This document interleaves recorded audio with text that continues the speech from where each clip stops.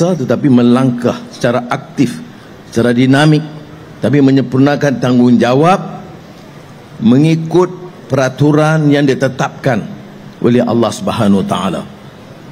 Mudah-mudahan kita tergolong di kalangan yang muhsinin. Ini ada kaitannya kerana 2 hari Jumaat yang lalu ada persidangan zakat yang dianjur oleh Kerajaan Negeri Pulau Pinang bersama Universiti Sains Malaysia, dan ramai juga rakan-rakan ke sana. Dan saya tegaskan bahawa kita mahu pengurusan zakat itu di tahap yang baik dan cemerlang, selaras dengan prinsip itqan fil amal. Memang kita harus berasa puas hati dengan kecapaian sekarang, tetapi sikap orang Islam itu senantiasa mau cari kaedah pelaksanaan yang lebih murni, itqan fil amal, striving for excellence. Sebab itu dalam seluruh kegiatan Mawib termasuk pengurusan zakat, saya minta saudara pengurusi dan pengurusannya bagi tempoh sebulan ini untuk memberi laporan terperinci apa yang dilakukan setahun sebelumnya dan langkah-langkah baru yang boleh meningkatkan lagi prestasi Mawib sebagai contoh dan teladan, mudah-mudahan untuk negeri-negeri lain. Jadi saudara Said Kabul Zaman dan rakan-rakan punya 1 bulan dari tarikh ini untuk mengunggahkan laporan yang lengkap dan juga hala tuju baru, kaedah-kaedah baru, memperbaiki apa-apa juga kelemahan.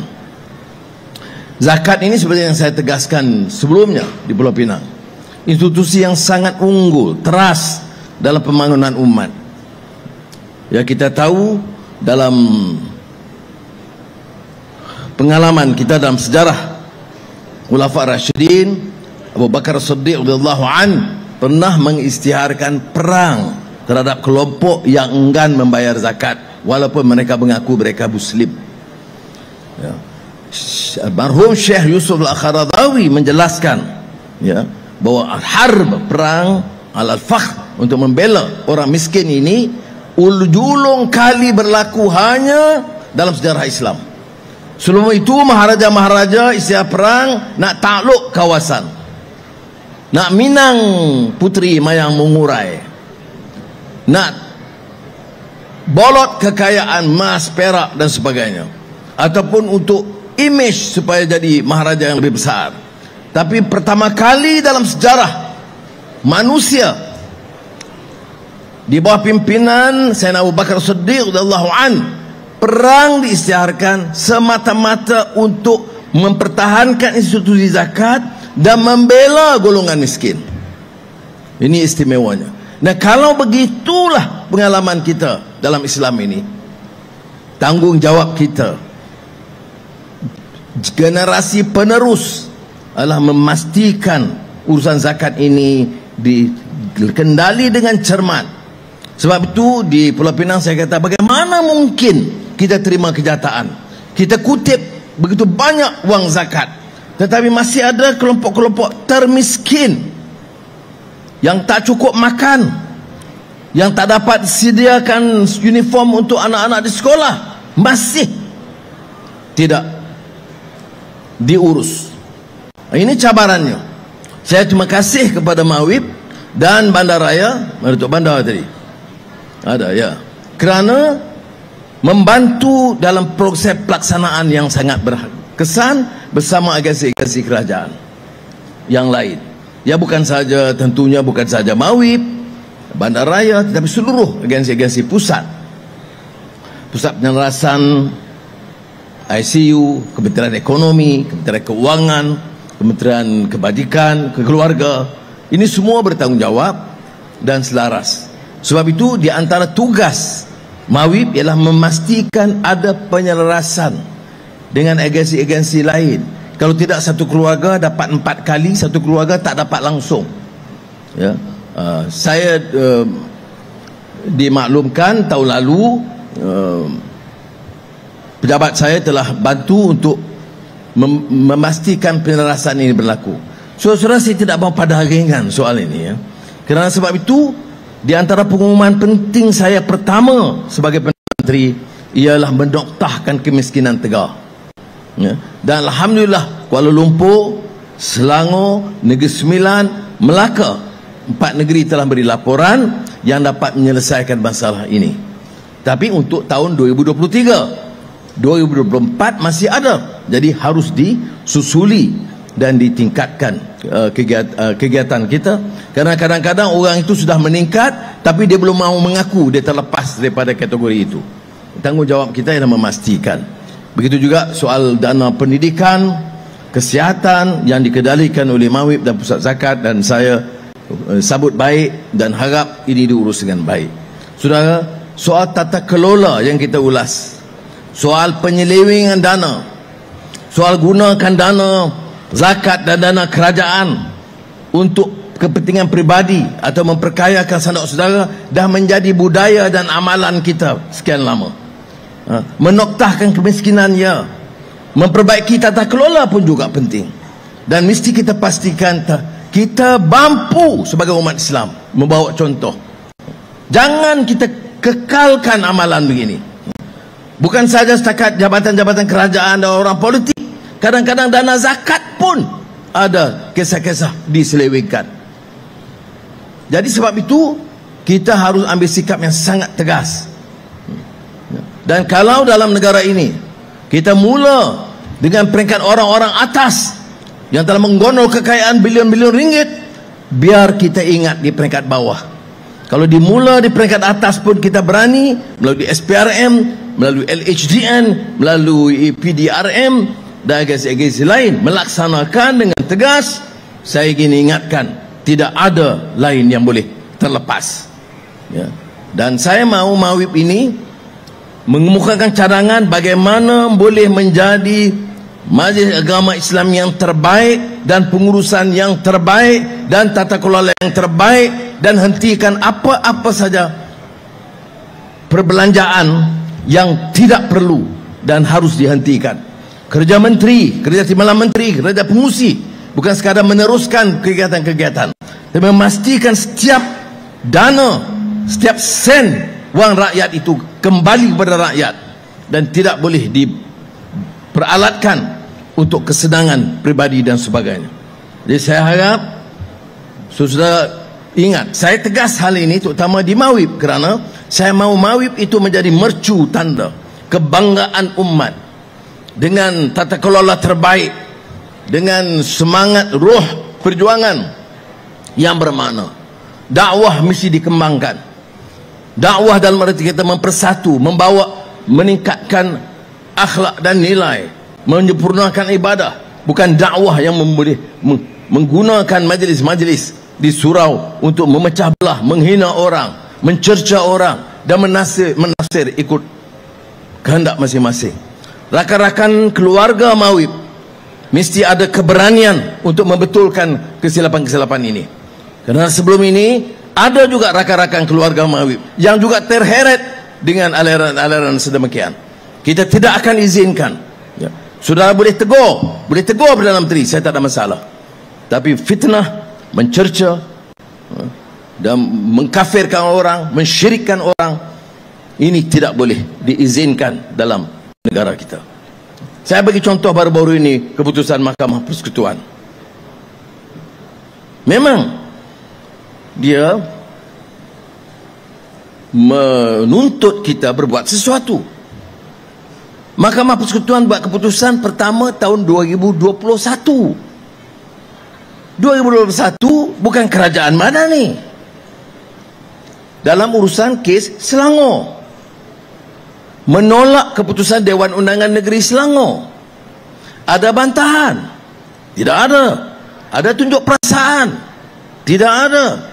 Ada kecaman? Tidak ada. Kerana mereka dalam kerajaan. Kemudian timbul kes Kelantan. Bila dikemukakan tahun 2021 dan 2022. Saya belum menjadi Perdana Menteri. Ada bantahan? Ada jatuh kuasa kaji? Tidak ada. Tetapi sebaik kita perintah dan keputusan dibuat, kita diserang dan dicerca begitu rupa. Termasuk hakim-hakim. Saudara-saudari, Hakim itu ikut undang-undang. Perlembagaan kata ini kuasa persekutuan, ini senarai negeri. Ada kuasa negeri, dan kuasa negeri tidak boleh mengatasi kuasa persekutuan. Kalau masing-masing negeri boleh buat undang-undang ikut negeri, kita ada 13 undang-undang dalam negara kita. Sebab itu ada penyelarasan, ada perbincangan. Bila kita tubuh jatuh kuasa, Jemaah Menteri bincang bulan Ogos 2022. Sebelum itu tidak ada jatuh kuasa, tidak ada kajian. Jadi saya bagi ini fakta. Boleh kritik, nak cadang, ya. Tun Zaki Azmi sekarang pengurusi jatuh kuasa khas yang dilantik oleh Gajah Melayu dengan jatuh kuasanya. Dia akan kemukakan cadangan untuk memperkasa mahkamah syariah. Itu kena ingat, ya? Bukan cadangan untuk melemahkan mahkamah syariah. Jangan salahkan hakim. Sekarang hakim itu kena ikut undang-undang, bukan ikut sentimen dia. Dia dah bagi tahu kita ini bukan kuasa mahkamah syariah negeri. Jadi kita kata okey, kalau kita kaji bagaimana nak memperkasa mahkamah syariah. Itu tugas, tanpa menyinggung kedudukan bukan Islam dalam negara kita. Jadi ini dipersetujui. Baik, selepas jatuh kuasa ni bagi pandangan kepada juga MKI, Majlis Kemajuan Islam, dipersembah kepada raja-raja. Tapi sebelum itu dia boleh bincang. Saya dah minta dalam majlis itu yang dipengerusikan oleh Tuanku Bahduli Yang Maha Mulia Sultan Selangor, saya nak jatuh kuasa ini bincang dengan setiap negeri. Saya nak jatuh kuasa bincang dengan ulama-ulama dan para mufti. Saya mahu jatuh kuasa ini dengar pandangan para akademik dan siapa yang nak kebukakan. Tak menghalang, biar dia dengar semua, dia putuskan, dia kebukakan pandangan, dan kita teliti dari segi perlembagaannya, Jabatan Peguam Negara, dan kemudian balik raja-raja, bawa balik ke Jemaah Menteri, kerana Jemaah Menteri yang mesti putuskan, kerana Jemaah Menteri yang kena bawa ke Parlimen, dan ahli Parlimen kena bersetuju. Kalau pindah perlembagaan, 2/3 daripada ahli Parlimen. Itu proses dia. Ada dibuat dulu, tak buat. Sudah boleh semak. Adakah jatuh kuasa dibuat dulu untuk kaji? Tidak ada. Jadi sebab apa digunakan ini? Untuk memecah belahkan kita. Kita nak cari penyelesaian. Semasa dulu saya jadi menteri, anggota Badan Perundingan Islam, Badan Perunding Islam masa itu, termasuk Tan Sri Profesor Dr. Ahmad Ibrahim, ya, sepakar undang-undang dan juga undang-undang Islam. Jadi dia memberitahu saya, pada masa itu Mahkamah Sivil banyak membatalkan keputusan Mahkamah Syariah. Ini tahun 80-an, awal 90-an. Jadi saya kata, apa kita nak buat? Dia kata kita kena pindah perlembagaan. Jadi dia bincang dalam jatuh kuasa, bawa kepada saya, dan kita setuju untuk bawa pindahan perkara 121(1)A dalam kurungan, iaitu memperkasa Mahkamah Syariah. Dan keputusan Mahkamah Syariah hukum undang tidak boleh dibatalkan oleh Mahkamah Sivil. Kita buat dulu. Itu cara dia. Baik, sekarang tak cukup, kita nak tambah lagi bidang kuasa, termasuk dalam urusan jenayah oleh Mahkamah Syariah. Baik, tubuh bidang kuasa, kaji aspek perlembagaan. Ini negara ini negara hukum, ikut undang-undang, bukan ikut ceramah politik, ya. Jadi ini yang dilakukan, dan mudah-mudahan saudara faham. Saya di beberapa tempat saya terangkan, kerana saya tengok perkara ini dah jadi, ini kena jihad, ini salah satu pelanggaran menghakis Mahkamah Syariah di negara kita. Orang boleh minum arak dan zina sesuka hati. Mana pula ni, ya? Dan orang dengar kerana tak tahu hukum. Dan apalagi kalau ustaz bercakap, ustaz pakai pun tak pakai baju macam ni, dia pakai jubah. Jadi orang terus terkeliru. Jadi saya nak bagi tahu, ya, tak boleh perkara ini diteruskan, kerana bacalah dulu, kerana ada yang belum baca. Ada yang belum baca keputusan hakim. Dan saya simpati. Ketua Hakim kata tak ada langsung menyinggung kedudukan mahkamah syariah. Kita tidak bahas soal syariah. Kita bahas lagi bidang kuasa negeri dengan persekutuan. Boleh tak pindah dalam undang-undang yang sedia ada? Tak boleh, kata dia. Kalau nak pindah, kalau parlimen pindah, hakim ikut lah. Hakim tak boleh buat undang-undang. Undang-undang itu dibuat oleh parlimen. Kadang-kadang saya tak faham, kerana yang bercakap tu kadang-kadang belajar undang-undang. Tapi jelas yang dia nak buat itu hanya kemarahan dari segi politik, tetapi silap besar. Apatah lagi kerana raja-raja Melayu seperti yang diucapkan oleh Kebawah Duli Yang Maha Mulia Tuanku Sultan Selangor baru-baru ini, dia tidak setuju perkara ini dipolitikkan dan kita dah ada cara untuk melaksanakan. Ini kaitan dengan pelaksanaan syariah. Tapi balik pada soal zakat, ingat, soal zakat ini institusi yang mesti hidup. Saya beri contoh pengalaman Omar Abdul Aziz yang disebut Omar Al-Thani, orang yang zuhud tetapi hebat dia dari segi pemerintahan yang tata kelola yang baik. Sebab itu dia perintah 2 tahun 3 bulan. Dalam tempoh itu zakat diurus dengan baik, wang negara tidak diambil untuk dia. Ya, hari pertama dia jadi khalifah, memandang Perdana Menteri dia, Datuk Bendahara dia, tunjuk gedung, emas, perak, gandum, berlian yang disimpan, dan tanya apa yang diperlukan oleh khalifah, boleh digunakan. Khalifah jawab, ini bukan harta saya, ini harta negara. Saya hanya pikul amanah. Saya ambil hak saya saja, allowance saya, yang lain saya tidak boleh sentuh. Jadi itulah kali pertama dalam tradisi Islam dilakukan apa yang disebut inventory. Apa yang ada, ya, di tiap jabatan, apa yang disimpan. Saya nak Majlis Agama Islam Wilayah Persekutuan, dalam tempoh sebulan saya nak tahu inventory, buku berapa yang ada yang belum diedarkan, ya. Di pejabat apa yang ada, semua itu yang disebut inventory, mengikut tradisi Islam yang betul. Dan barang-barang itu bila diurus zakat dengan begitu baik. Bila berapa lama jadi khalifah? 2 tahun 3 bulan. Dalam 2 tahun selesai masalah kemiskinan Tegar. Dari Jazirah Arab, Syria, Iraq, Mesir sampai Azerbaijan. Itu pemerintahan Islam.